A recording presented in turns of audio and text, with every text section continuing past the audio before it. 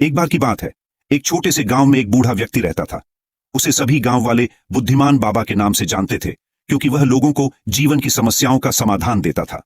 एक दिन गांव में एक युवा व्यक्ति आया जो बहुत परेशान था। वह बाबा के पास गया और बोला, बाबा, मेरी जिंदगी में बहुत परेशानियां हैं, मैं क्या करूं?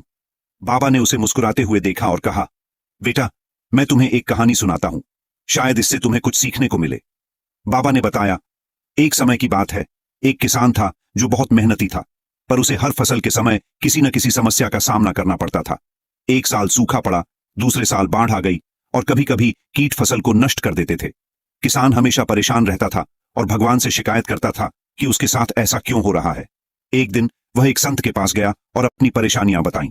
संत ने उसे एक बोरी दी और कहा, इस बोरी में अपनी सभी परेशानियां रख दो। किसान ने बोरी में अपनी परेशानियां डाल दी। संत ने बोरी को बंद किया और कहा, अब इस बोरी को उठाओ और इसे यहां से दूर एक पहाड़ी के ऊपर ले जाओ। किसान ने बोरी को उठाया, लेकिन वह बहुत भारी थी। चलते चलते उसे पसीना आने लगा और उसकी सांस फूलने लगी। पहाड़ी के आधे रास्ते पर पहुंचते पहुंचते किसान ने बोरी फेंक दी और बोला, मैं इसे और नहीं उठा सकता। संत ने हंसते हुए कहा, बेटा, ठीक ऐसे ही हमारे जीवन की परेशानियां हैं।